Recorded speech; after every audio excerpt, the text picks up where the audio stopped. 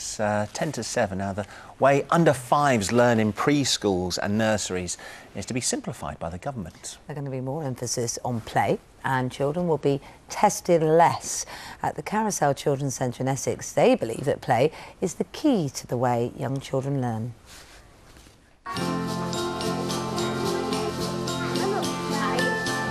Children learn from what they do, what they see, who they copy, what they follow. If you take away the pressure side of things, children will always play happily. They're doing it from their own accord, they're learning to cut, they're learning their letters, they're learning to stick. Things that they'll take with them through life. We observe all the children on a daily basis and then highlight early learning goals that they're achieving. So whether they can count 1 to 10, 4, 5. They would then create what's called a next step on our early years foundation stage planning.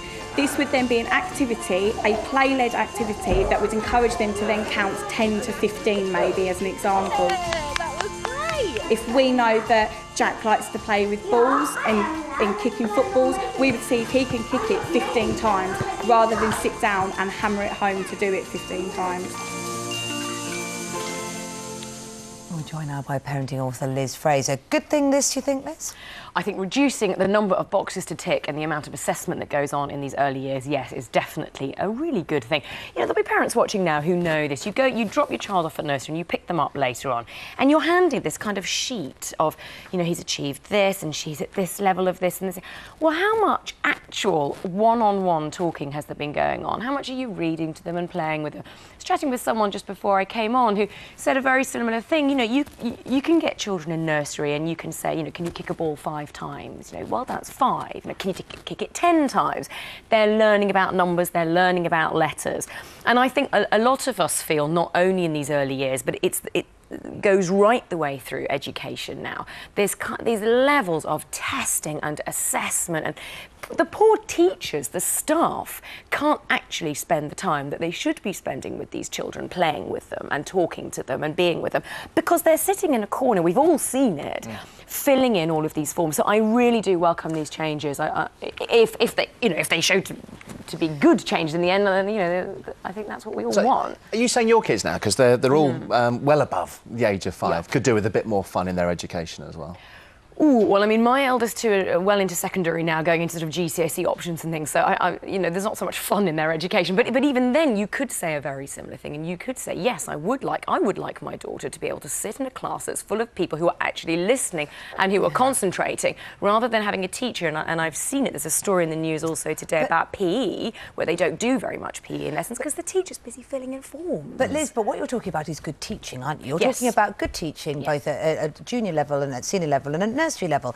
And why is not testing, you know, just to be slightly devil's advocate here, going to make that any better? Because we all know that there are many nursery schools, certainly not all of them, that have free play and this sort of running riot feeling that it might look like to a parent. And actually, getting more one-on-one time is about numbers of staff, isn't it? And money. It's not really to do with testing. It all starts with staff. You're absolutely right.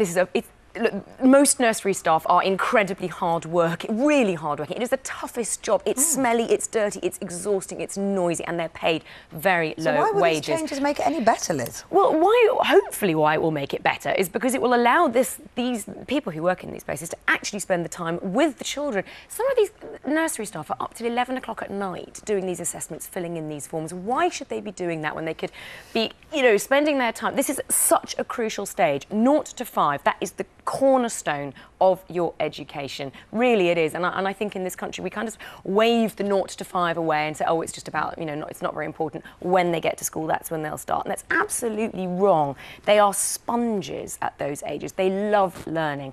And it takes good staff, as you say. We need to pay them well. We need to have staff who know how to read, who want to show children how to play. But they don't need to be sitting there ticking these boxes and saying, yes, he's achieved level 2.5 in his motor coordination. What does that mean? He can kick a ball? Well, great. You know, I don't need you to fill a form in. So I'll be very interested to see how these changes take effect and what happens. But I do welcome them in principle, yes. Liz, thank you very much indeed. Thank you. Are you a Justin Bieber fan? Pass. Oh, Oh, I don't know. We'll take that as a yes.